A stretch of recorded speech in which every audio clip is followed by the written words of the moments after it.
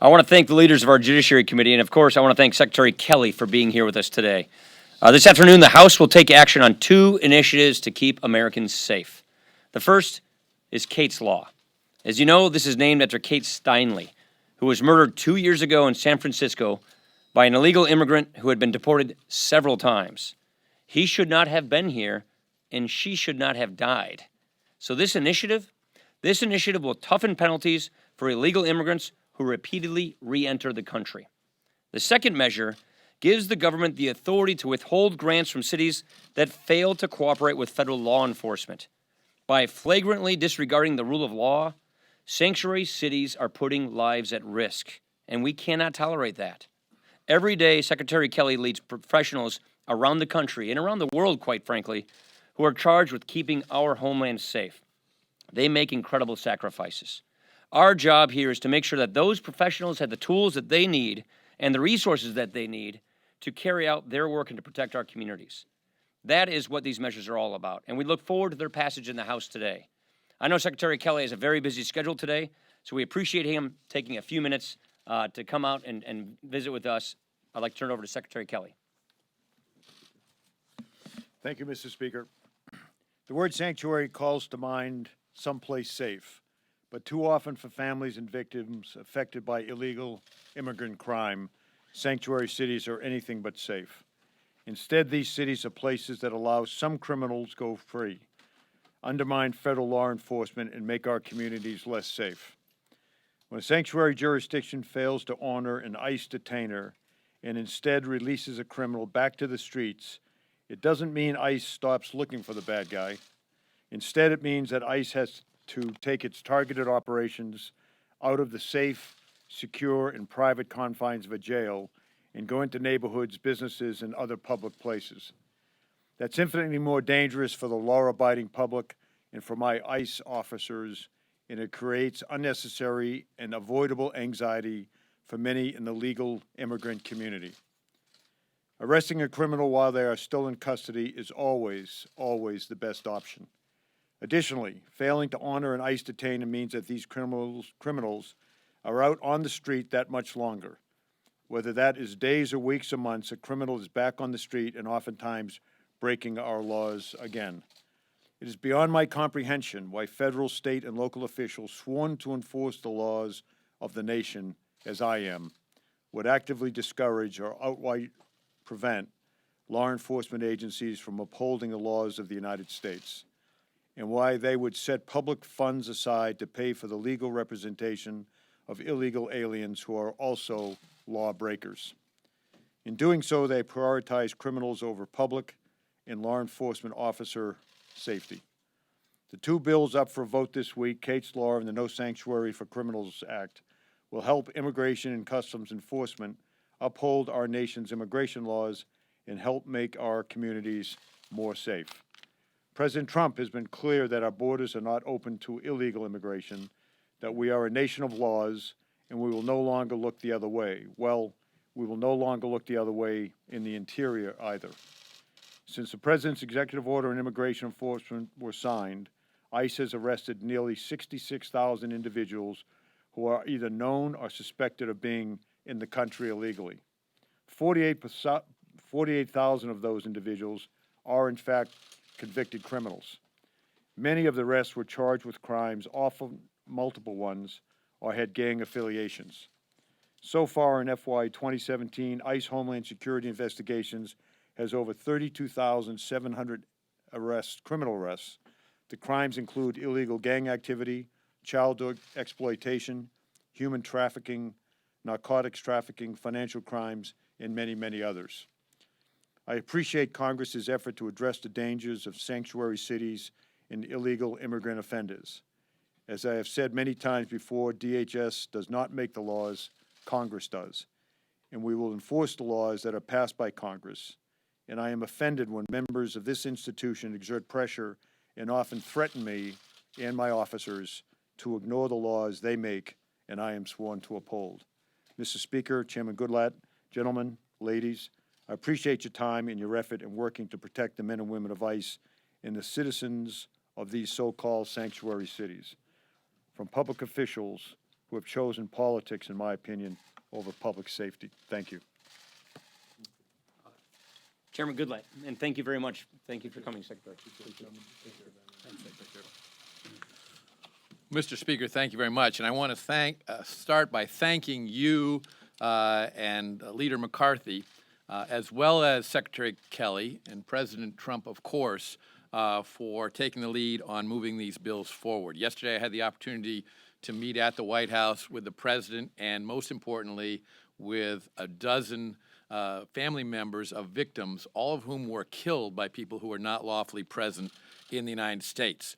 And the important thing to note here is that when our immigration laws are properly enforced, all of the types of crimes we're talking about here are entirely avoidable. So one of the most important aspects of immigration reform is bolstering enforcement. Secretary Kelly and his team at the Department of Homeland Security have done an outstanding job of living up to the President's commitment to enforce our immigration laws. But as they have done that, they have discovered that there are a number of laws that need to be changed.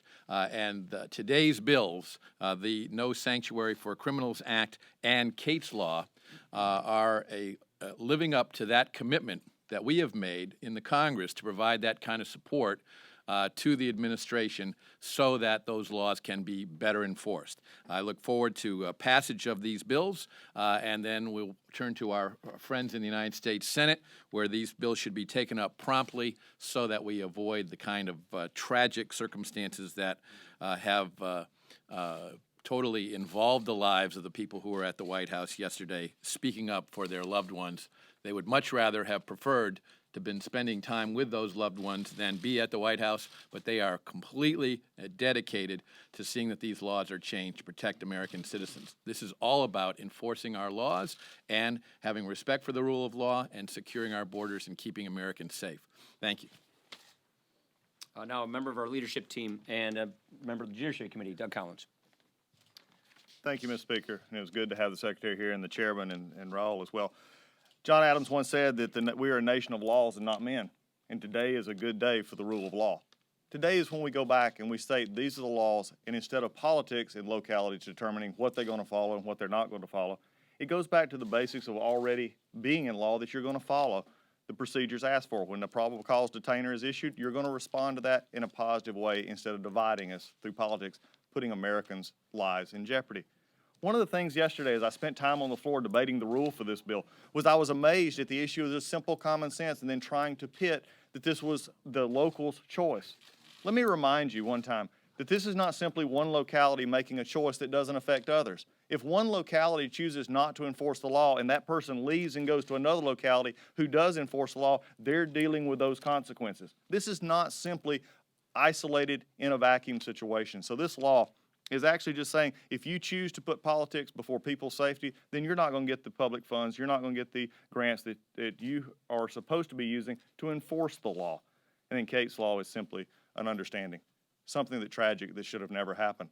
That's why we're increasing the penalties for those who illegally cross our borders.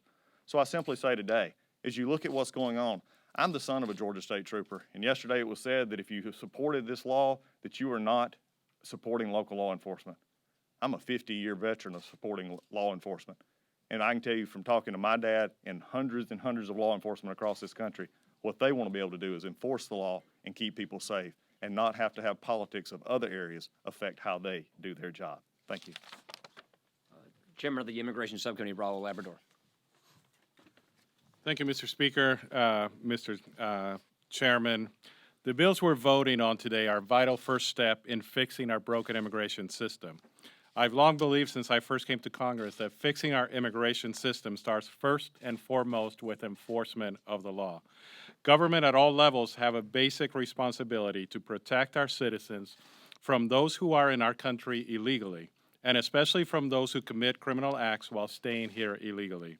For too long, the federal government has looked the other way while sanctuary cities violate the law and undermine public safety. The bills we're voting on today bring common sense to an issue where common sense has been in short supply for far too long. I am glad that we're showing the American people that the House Republican majority is serious about keeping its promises, and I'm especially glad that the bills we're voting on are from the Davis-Oliver Act, which I introduced with Chairman Goodlatte. As a new chairman of the Immigration and Border Security Subcommittee, I look forward to having the Davis-Oliver Act come to the floor sometime soon. I'm also looking forward to having a floor vote on the Judiciary Committee's other immigration enforcement bills, including E-Verify and other issues that we have been working on for the last few months. I'm eager to work with Secretary Kelly, Chairman Goodlatte, and leadership to make that happen. And of particular note is what Secretary Kelly said today. I think he understands the role of the federal government and the executive. He said that his job is to enforce the law, and it is our job to make the laws. And it, to me, the most ironic thing about this whole debate is that most of the people that have come to the United States illegally, they come here because they're fleeing countries where the law is not enforced. And yet some people on the other side want to turn this country into the countries that they're fleeing from. What we need to do is we need to enforce the law, and we need to make sure that the American people feel safe and secure. Thank you. Questions? I'd like to ask about healthcare. You said this morning on a Wisconsin radio station that it will take longer than expected, but how long will it take for the Senate and the House to reach an agreed-upon healthcare bill? And what does that mean for the rest of the agenda? We're still on schedule and on track with our agenda. As we've said, we have tax reform is later in the year in the fall, so we still have the summer here to work on health care. So we think we're perfectly on time with our schedule. I can't answer the question as how long it's going to take because I don't know when the Senate is going to bring their bill to the floor to vote. So as soon as the Senate gets a bill passed and done, I believe we can move fairly quickly around here. So we still think that we're on track. Look, I'm familiar with this. This is exactly what we did here in the House. We brought it to the floor, then we pulled it back, then we brought it and passed it. I think that's basically the process the Senate's going through. So it's a bit of a sense of deja vu. I told Senator McConnell I know how he feels, but I do think that they're going to persevere through this because we have a promise to keep. And the promise we made is we would repeal and replace this healthcare law, not to mention the fact that the healthcare law is in the middle of a collapse. I mean, insurers are pulling out left and right around America. 41% of the counties in America today are down to one health insurer left, just one left. Blue Cross Blue Shield just pulled out of Wisconsin, Missouri, Ohio. I mean, 94 out of 99 counties in Iowa, no health insurers left next year.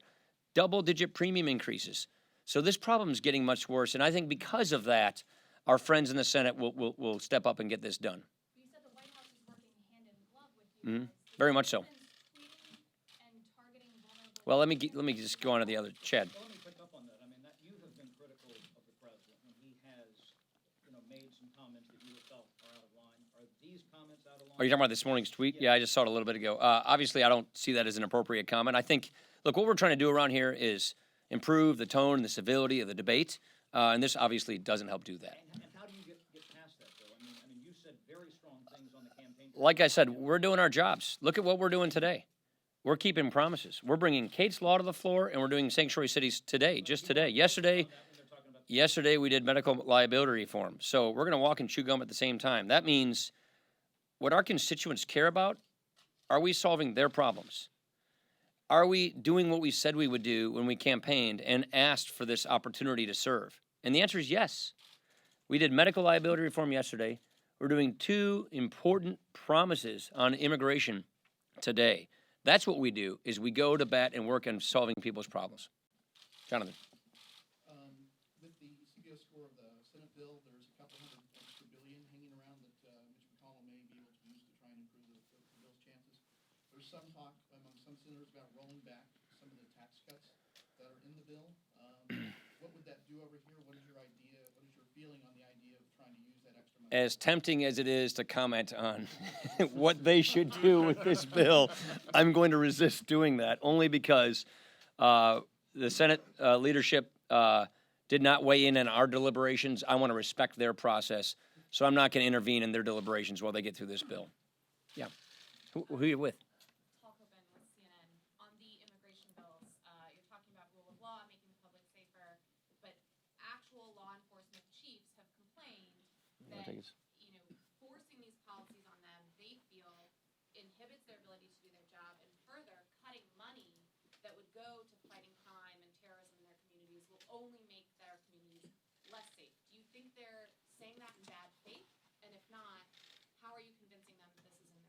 Well, first of all, I will tell you with absolute certainty that the overwhelming numbers of law enforcement officers in this country want to have good cooperation, good working relationship between federal, state, and local law enforcement. So when you can take criminals off the street, when you can prevent things from happening like what happened to Kate Steinle in San Francisco, when their policy caused them to release this individual on the street, even though he'd been deported from this country several times already.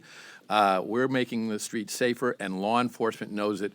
And if you talk to individual law enforcement officers, you're going to find overwhelmingly they support having better cooperation here between the state and federal and local law enforcement agencies. What about cutting their funds? Well, it's a simple principle that if you're going to receive taxpayer dollars from the federal government to keep people safe, that you've got to follow the safe. law and keep them safe. pretty simple. So that's the reason why we include that. Mr. Speaker, can we get an update on the Russia sanctions bill? There are some Democrats complaining that your conference is watering down the bill at the behest. Yeah, we're protecting the Constitution. They wrote the bill incorrectly. So we have told the Senate, you've got to write it correctly to follow the Constitution. I won't go through what a blue slip is, but all revenue measures must originate in the House. There's a constitutional issue here, and so we have lent the technical assistance to the Senate that they need to write this bill correctly, and they're working on Do you that. think they need to pass it again before it comes back? Yeah, yes, because they did not pass it correctly. They violated constitutional protocols. Last question. Deirdre. Can I follow up on that question? No offense, but we've done CNN a couple times. Yeah. Chairman Goodlatte, didn't the city of San Francisco hold Mr. Lopez Sanchez for almost 3 weeks on a marijuana charge that ICE didn't bother to come and pick him up? ICE had, well, first of all, both the federal government and the city of San Francisco messed up in that case because the Bureau of Prisons, where he had just been held for illegally entering the country, did not turn him back over to ICE, but instead turned him over to the city of San Francisco. The city of San Francisco then released him onto the streets. Whether ICE was quick enough contacting them, given the priorities of the last administration, or whether they were quick enough contacting ICE, clearly they failed when they put him back out on the streets. How do you respond to the Democrats' criticism that this bill would not have prevented that murder? Well, what would have prevented that murder would have been for either the Bureau of Prisons or the city of San Francisco to have turned him back over to ICE. Now, having said that, the Cates Law bill is designed not to deal with that. That's the No Sanctuary for Criminals Act. Cates Law, the bill named for her, gives judges increased discretion to enhance the amount of time someone can be incarcerated. So I would argue that if that law were in effect, and if the judge had given this individual a longer sentence, that murder would not have taken place. But also, it's ironic that they oppose the policies that we have suggested would prevent Kate's death and murder. They still oppose those policies as well, and they have opposed them in our committee again and again and again. Thank you.